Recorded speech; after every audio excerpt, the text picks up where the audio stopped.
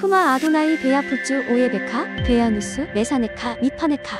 여호와여 일어나사 주의 대적들을 흩으시고 주를 미워하는 자가 주 앞에서 도망하게 하소서. 샬롬 생각하는 성경 홀레아미입니다. 이번 주 토라 포션은 베조 하브라카 축복함이 이러하니라입니다. 이번 주 말씀에는 모세가 모든 사명을 끝마치고 죽기 전에 마지막으로 이스라엘 백성들을 축복하는 내용이 나옵니다. 우리들은 먼저 축복, 베라카가 무엇인지를 알아야 합니다. 축복, 베라카는 바라크에서 파생되었는데 바라크는 무릎을 꿇는 것을 말합니다. 우리가 우리를 창조하신 여호와 하나님께 무릎을 꿇을 때 여호와께서 우리에게 필요한 것들을 공급해 주시고 우리가 마땅히 들어야 할 음성을 주십니다. 그래서 누군가를 축복해 주는 것은 여호와께서 주시고 싶은 말씀을 받아서 그 대상에게 전달하는 과정입니다. 오늘의 말씀은 모세가 이스라엘 자손들을 위해 여호와 하나님께서 주시고 싶은 말씀을 받아서 축복으로 전달하는 내용인데, 그렇다면 여호와 하나님께서 모세를 통해 이스라엘 전체에게 전달하고 싶은 말씀이 과연 무엇일까요? 바로 율법, 토라를 귀하게 여겨라입니다. 그래서 이 내용이 2절에 나오는데 여호와께서 1만 성도 가운데 강림하시고 오른손에 번쩍이는 불이 있다고 번역되어 있는데, 이때 번쩍이는 불은 히브리어로 에시다트로 불같은 법을 의미합니다. 불은 우리들에게 아주 유용한 도구이지만 자칫 잘못하면 모든 것을 태워서 소멸시킬 수 있는 위험한 도구이기도 합니다. 여호와의 법이 그러합니다. 우리들에게 생명을 주는 매우 귀중한 구원의 법이지만 자칫 잘못 생각하여 법을 어기게 되면 큰 재앙과 저주를 불러올 수 있는 심판의 법이기도 합니다. 그래서 여호와께서 이스라엘에게 율법을 주시면서 제발 율법의 명령들을 잘 지켜서 복을 받으라고 말씀하시고 부디 목을 곧게 하여 율법을 무시함으로 저주를 받지 말라고 신신당부하셨습니다. 그래서 3절을 보면 여호와께서 그들의 백성을 사랑하셔서 율법을 주셨기 때문에 모든 성도들은 여호와의 발 아래 앉아서 여호와의 율법을 귀하게 받으라고 말씀하십니다. 그래서 여호와를 믿는 하늘의 성도라면 당연히 율법을 지켜야 하는 거죠. 이것이 야곱의 총회, 야곱의 자손들로 구성된 카할, 교회들이 받을 상속, 유산입니다. 지금 시대의 교회들은 어떠한가요? 모세가 축복한 율법을 상속으로 받았습니까? 너무 비참하게 거절하여 내팽개쳐 버렸습니다. 그렇게 해서는 지금의 교회들이 야곱의 총회, 야곱의 교회가 될 수 없습니다. 부디 야곱의 교회를 회복하여 이스라엘의 유산을 상속받는 우리 교회들이 되시길 축복합니다. 다음 구절부터는 각 지파별로 모세가 축복하는 내용이 나오는데, 이때의 축복이 언제 성취되는지가 5절에 나옵니다. 여술은 믿음이 회복된 이스라엘을 의미합니다. 회복된 이스라엘의 왕이 있는데 그 왕 아래 모든 이스라엘의 12지파들이 다 함께 모일 때 성취되는 축복입니다. 이때가 언제일까요?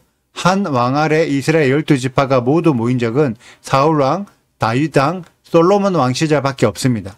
그런데 그때에는 이 축복들이 완전히 성취된 시기가 아니었습니다. 그러면 또다시 한 왕 아래 이스라엘 12지파가 모두 모일 때가 언제일까요? 재림 메시아의 천년왕국 시대를 의미합니다. 모세는 천년왕국 때에 있을 이스라엘의 회복을 위해 신명기 때부터 축복한 것입니다. 그렇기 때문에 이 축복은 여호와 하나님께서 주신 엔드타임에 대한 예언이라고도 이해할 수 있습니다. 제가 각 지파별로 주신 축복의 내용들을 세세하게 풀어드릴 수도 있지만 그렇게 되면 영상의 분량이 많이 길어지기 때문에 간단하게만 짚고 넘어가도록 하겠습니다. 6절에는 르우벤 지파에 대한 축복이 나오는데 죽지 않고 살기를 원하며 그 수가 적지 않기를 원한다고 하십니다. 마지막 때 르우벤 지파의 수가 다른 지파들보다 적을 수도 있다는 의미인데, 성경 안에 기록된 르우벤 지파의 활동들을 보면 교만과 혈기와 탐욕이 강했던 모습들을 찾아볼 수 있습니다. 그래서 르우벤 지파는 가나안 땅 안에 들어가지 못하고 요단강 서쪽에 자리 잡기도 했었는데, 요단강 서쪽 땅은 여러 이방민족들의 공격을 지속적으로 받기도 했습니다. 이러한 모습들이 마지막 때에도 이어질 가능성이 높기 때문에 르우벤 지파에 속한 사람들은 겸손과 절제로 끝까지 약속의 땅에 들어갈 때까지 인내하는 믿음이 필요합니다. 다음은 유다 지파에 대한 축복인데, 성경에 기록된 유다 지파의 활동들을 보면 끝까지 여호와의 명령에 순종하려는 끈기 있는 모습을 보여줍니다. 그래서 유다 지파가 차지할 땅도 예루살렘의 성전 근처이며 바벨론 포로기 이후에 회복된 지역도 유다 지파가 속해 있던 땅이었습니다.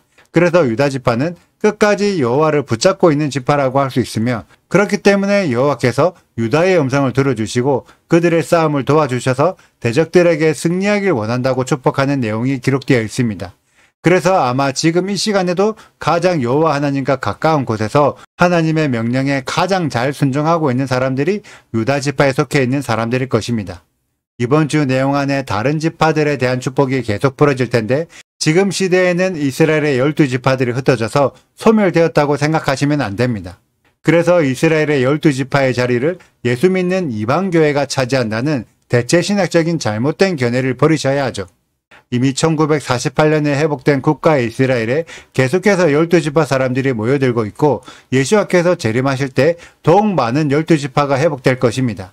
이런 상황에서 우리 이방인들은 예수 믿기 때문에 저절로 12지파가 되는 것이 아니라 12지파의 믿음을 가지고 율법을 지켜서 12지파에 접붙여져야지만 12지파에 포함될 수 있습니다. 그래서 회복될 12지파에는 원래 혈통적인 정통성을 가지고 있는 유대인들과 예수와를 믿음으로 율법을 회복하여 12지파의 회복을 소망하는 이방인들로 함께 구성되게 됩니다. 이 내용을 이해하시기까지에는 디아스포라의 역사적 배경과 현재 이스라엘에서 이루어지고 있는 알리야 사역에 관심을 가지셔야 이해할 수 있습니다. 지금도 이스라엘 땅에는 자기 지파의 정체성을 알고 있는 유대인들이 많이 살고 있으며 비록 열방 땅에 살고 있지만 이스라엘의 정체성을 유지하고 있는 사람들도 많이 있습니다. 그리고 디아스포라와 연결고리를 회복하고 있는 사람들도 계속해서 늘어나고 있죠. 이번 주에 풀어질 모세의 축복은 천년왕국을 위한 축복이며 마지막 때를 살아가고 있는 우리들에게 믿음의 방향성을 알려주는 귀중한 축복입니다. 끝까지 여호와의 율법을 붙잡아 이스라엘의 12지파가 회복될 때 그들과 함께 회복되는 우리 홀리아미 가족들이 되시길 축복합니다. 오늘의 영상은 여기까지입니다. 오늘의 말씀 읽으시고 질문 있으시다면 언제든지 댓글로 남겨주세요. 오늘도 감사합니다. 샬롬! 하나님의 사람 모세가 죽기 전에 이스라엘 자손을 위하여 축복함이 이러하니라. 그가 일렀을 때 여호와께서 시내 산에서 오시고 세일 산에서 일어나시고 바란 산에서 비추시고 1만 성도 가운데에 강림하셨고 그의 오른손에는 그들을 위해 번쩍이는 불이 있도다. 여호와께서 백성을 사랑하시나니 모든 성도가 그의 수중에 있으며 주의 발 아래에 앉아서 주의 말씀을 받는도다. 모세가 우리에게 율법을 명령하였으니 곧 야곱의 총회의 기업이로다. 여수론의 왕이 있었으니 곧 백성의 수령이 모이고 이스라엘 모든 지파가 함께 한때에로다. 르우벤은 죽지 아니하고 살기를 원하며 그 사람 수가 적지 아니하기를 원하나이다.